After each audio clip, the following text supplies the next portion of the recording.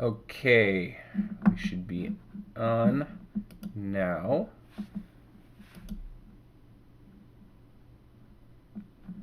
Just gonna get the link, put it on Twitter.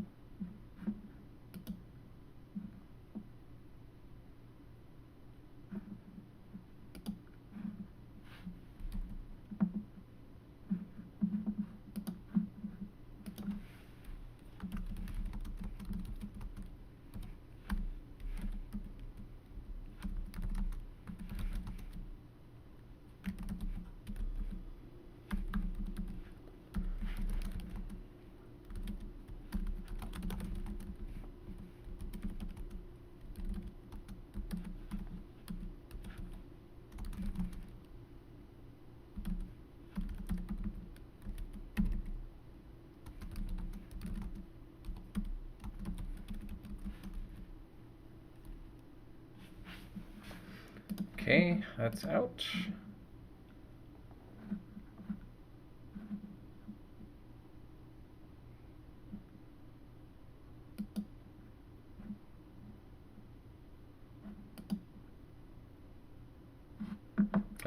Somebody from Australia, hello.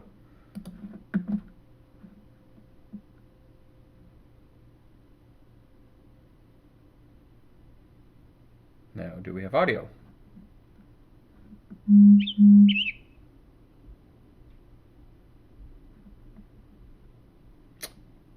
Okay, let's see.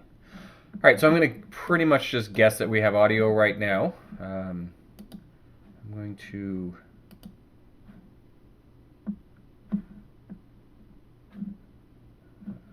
Let's see. Still looks like we're running into some trouble here.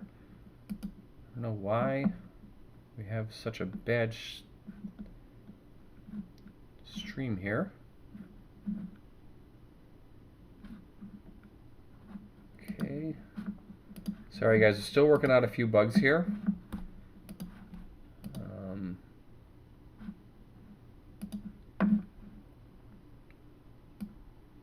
Okay, so someone says they can't hear me. That's perfectly fine. I can hear myself already, so I don't need to hear myself twice. Let me just get my chat program. I'm going to chat over. All right, so tonight I wanted to talk about something that I noticed in Scientology since I have been out, as well as since I've actually been able to be in touch with a lot more people that are not on lines anymore. So I've talked to people that I've talked to some Scientologists from Buffalo recently where I was gotten some information as to what's happened with certain people. And what I found was, especially talking to one guy who's actually now 21, I remember him when he was still in his mother's womb. I was talking to him, and he had mentioned that almost 5 people in his family had died in the last 10 years since I've been out, from cancer, diabetes, So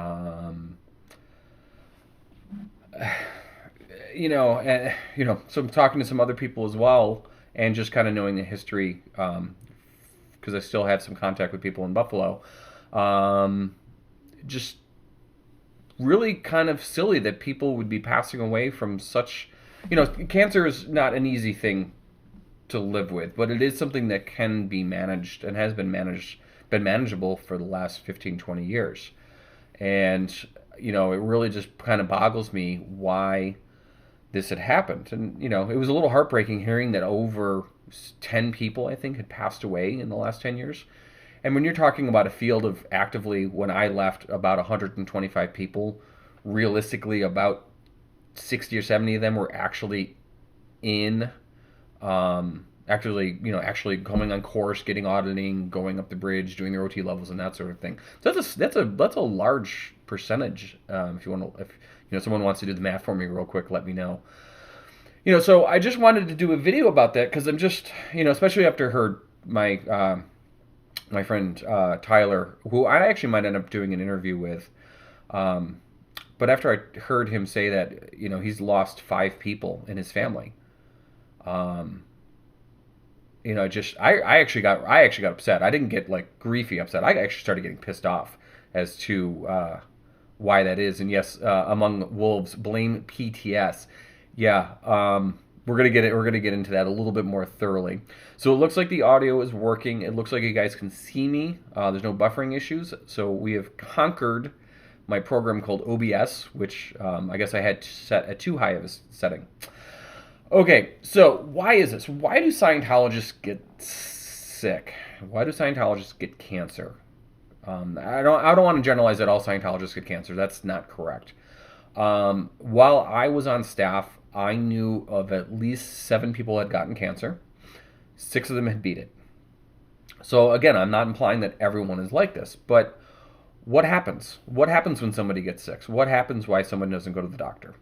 And I'll take someone very specifically who, for years, didn't look healthy, was overweight, drank a lot of soda, had a real bad time with the sinuses, and I would say to him, we'll call him Jim. That's not his real name, but we'll call him Jim. So Jim, why don't you go see a doctor? Oh no, no, I'm not. If I go to a doctor, I'm PTS. I said, okay, that might be the case, but we're not Christian Science followers. You can go to a doctor. There's nothing wrong with it. And in fact, actually, it doesn't say anywhere in policy you shouldn't go to a doctor. L. Ron Hubbard didn't speak very highly of them, obviously, because he wanted to use his technology to cure everything that everyone had. But there could be problems there that you need to get a checkout. Oh no. PTS people go to the doctor.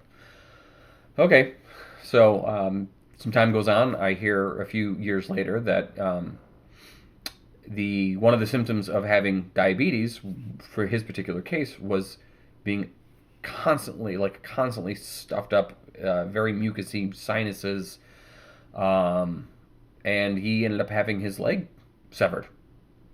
And it's like, okay, so only PTS people go to doctors, but if you had gone to a doctor, maybe you would have not had to have your leg removed or amputated. And now let's just get into this thing pattern of as Among Wolves said blame PTS. Yeah, well, yeah, there is this thing called potential trouble source. This is a situation where a person gets sick. The first thing you do is you do a PTS handling on that person. And nobody likes to be told that they're PTS, and nobody likes to be told that they have a suppressive person around them. And you get enough of this, and you do this long enough, and you're on Scientology long enough, you start getting ingrained into the fact that every time you're sick, you have a PTS condition. But what if your body is breaking down? What if you are not taking care of yourself? You're not exercising. You're eating shitty food. You're drinking soda. You're a heavy drinker, which not a lot of Scientologists were. You were a smoker. Aha. A lot of Scientologists in my day were smokers, including myself. Again, you're not exercising. So, yeah, your body after 40 starts to slow down. And I'm not a doctor, just my observation. Starts to slow down. Your ability to keep yourself healthy is not as good. Your metabolism starts to change. Your body starts to change at 40. And I'm just picking this particular age because I happen to be in the range of being 40.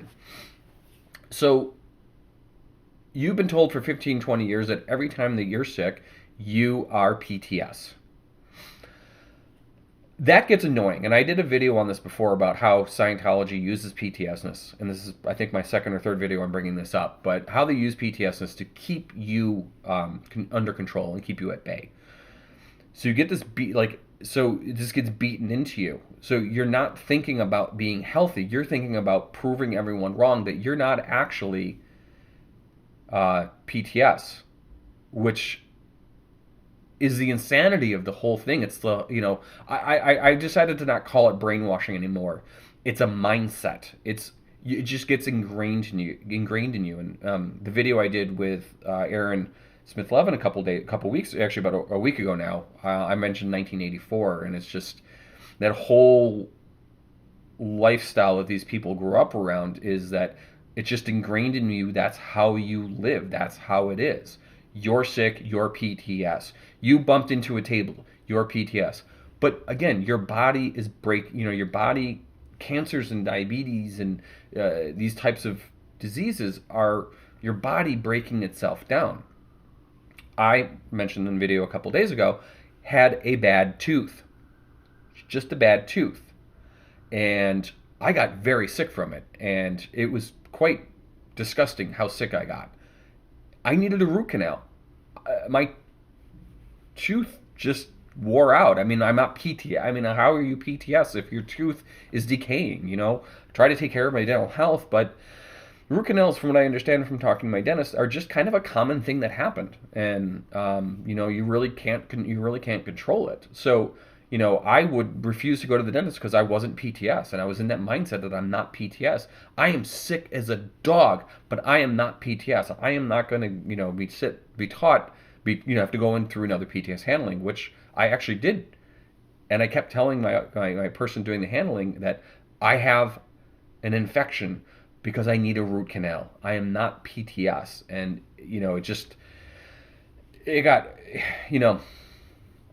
it's a mindset. It's very hard to get yourself out of it. So there's a stubbornness that occurs with Scientologists that they just don't take care of themselves.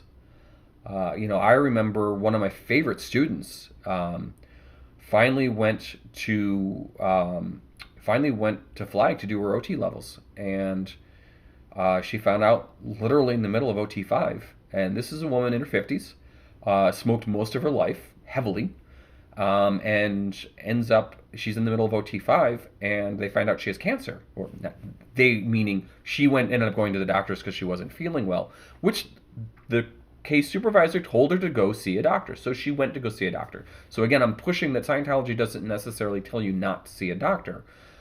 But when you're being told that the end-all and cure-all of everything you're doing is Scientology, and that if you're sick, you're PTS, I think you guys get the point. I'm kind of beating a dead horse at this point. So the thing is that it was so rare. I mean, she died within a few months. And I've now bear witnessed at least 5 of my friends from Scientology, from my church in Buffalo, have passed because of cancer. One of them was with diabetes. These people did not take care of themselves. They were extremely stubborn. They each one of them, actually, one is a brother and sister, whose their other sister is now 70 and extremely healthy and skydiving, from what I heard. So that just kind of, it's frustrating. And the reason I wanted to do this video was because I want anyone who's watching this, or anyone who does watch this, to please, if you know anyone who's a Scientologist, tell them to go see a doctor. Tell them to keep their health. Tell them to do well. And again, I'm saying that I'm not saying that all Scientologists are like this. I know 3 other Scientologists who had thyroid cancer and died, and did not die. I'm sorry, turning off my phone. And they did not die. They actually went and got treatment, and they were taken care of. And they were, strangely enough, even just kind of bringing this up as a side point, they were in their 30s and late 20s, early 30s, and they both kind of grew up in the same area too, in Buffalo, and both had thyroid cancer, but are both alive now and very healthy and doing very well. So, yeah, it's frustrating. And if you do know anyone who's a Scientologist, just encourage them to keep applying Scientology to their lives, but make sure that they go see a doctor as well, because some of these things can be cured. They can be taken care of. I'm not a doctor. I'm just saying that my own experience with both scenarios and both ends of this. I just want to acknowledge Among Wolves, one of the people that's live chatting right now, said several things. Blame PTS. LRH said cigarettes don't cause cancer. I never heard that before. I never heard that he would say anything. He was an avid smoker, smoked Cools. It's KOOL, the 2 L's overlap each other. And that's used in some property out in Los Angeles. It's actually part of the landscape in this property out in California, somewhere in outside of Los Angeles. They actually have the 2 O's intersecting just like the Cools. It's supposed to be a way that if L. Ron Hubbard came back in a ship, that, and if he was surveying the lands, he would know where to go. Yeah, I don't know if you guys know this, but Sea Org members were told that L. Ron Hubbard was supposed to come back. I mean, it's been over 30 year, 30, what, 40? 30 years, over 30 years now. And he hasn't come back. So he's not coming back, guys. Okay, so I would like to know if anyone has... Okay, good. We do actually have a question. Among Wolves, I just scrolled up. Sorry. Why don't Scientologists have a problem with raising millions for an ideal org by themselves just to hand a deed over to property and pay rent? Who pays the property tax? Okay, I actually took this question up in my Q&A video from a couple days ago, but I will answer this again. Why don't they have a problem raising millions for ideal orgs by themselves just to hand them over? You know what? I don't think they're given much of a choice. Buffalo was unique because Buffalo was one of the first orgs that was an ideal org. It was number 3. It was Joburg, or I'm sorry, it was... actually, I think it might have been Joburg first. So Joburg, San Francisco, and then Buffalo. Buffalo was the start of the whole project for ideal orgs because we were in Buffalo and we had no boiler. We were actually, long story, I don't even want to get into that right now. So when it came to the fundraising, it was still pretty new. I know that San Francisco went fairly easily. Buffalo took a little bit of time, but we mainly got most of our money from one contributor who, pretty much for one contributor. I really want to say that I think that part of the sale of the building to the city, some of it went into the renos. I don't think that happened. I said in my other video, I'm pretty sure it didn't. I'm still kind of thinking about this and going over it. So I don't really know how it's done today, other than the pieces that I put together, that the fundraising is being done by the IAS. It is no longer being done just for one particular org. There is fundraising that's being done all around the world for each, and for these different, it's being allocated for different organizations, I guess. I don't really know. So if someone knows about that, they can tell me. I would really appreciate it. But yes, that was kind of the last part of the question. You brought up that you basically turn over, you fundraise all this money, you buy a building, and then you turn the building over to the church. Buffalo was unique because it actually owned its own building. So when we sold the building, it was our building that we sold. It was our money. The church ended up taking the almost $400,000 in profit, and I don't know what they ever did with it. I did remember asking. I still don't specifically remember what was done with that money. I just remember kind of like just hold on to that and see what happens. And then who pays property taxes? In the United States, we are tax exempt, so we do not pay any property taxes whatsoever. And yes, lack of sleep and stress will kill you as well. Yes, among wolves, I agree. That will definitely happen. So if anyone else has any questions, please let me know. If anyone's still on the chat. I really encourage you, please, that if you do know a Scientologist, to go encourage them to go see a doctor, because there's no reason to die from something like cancer, from diabetes, or any other disease like that. I'm not a huge proponent about the amount of drugs that the medical society gives out to people, but if you are sick, there is a way to take care of it. I also strongly encourage people go out and start, like I did when I hit my 40s. I actually started eating more naturally. I started eating organically. I'm actually now a vegetarian. I stopped smoking. Drinking is very moderate. I drink a lot of water. I do get checkups every year. I do exercise. It's not really biking season anymore, but prime time in the summer, I was doing almost 45, 50 miles a week on my bike. So, these things are important. You got to take care of yourself. Okay, good. We got another question here from Mech Facet. I hope I'm pronouncing that correct. Are all Scientologists on government assistance Medicare? No. No, not at all. Actually, a lot of Scientologists are, I would say that for the most part, probably 60% of the people that were Scientologists in Buffalo were middle class to upper middle class.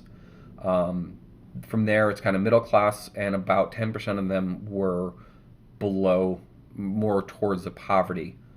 In fact, we only had, I think from what I remember, we only had like one or two Scientologists that were on any kind of public assistance.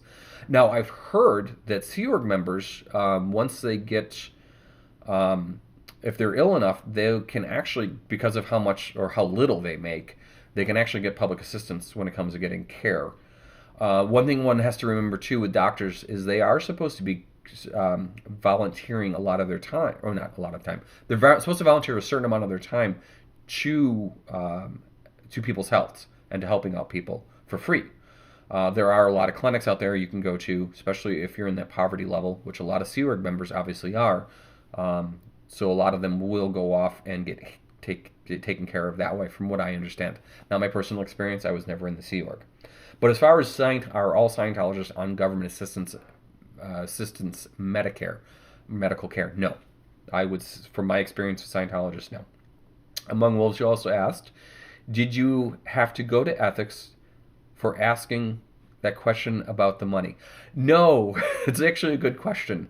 No, I didn't, because I only asked it once, and it was done in such a way of, oh yeah, so we sold the building, so we bought our other building for $375,000 or $390,000 or something like that. What happens with the balance of it? I mean, can we put that into the rentals project, or was that going to go into our reserves, or blah blah blah blah blah? So I guess I asked it in a way that really would not catch anyone's attention to send me to ethics for that kind of thing. Okay, so any other questions anyone wants to ask, please let me know. I'm glad this is actually working now. I'd actually like to do this again. This is a pretty good way to get across. Obviously, as my channel grows as well, and as my Instagram, or not my Instagram, sorry, as my Twitter grows, we'll get more and more people into these. But I think that's all we're going to do for tonight. Thank you for watching, and again, please, if you do know any Scientologists, tell them to take care of themselves, please, because they are people, and if their health is very important, I think, to everyone. Thank you.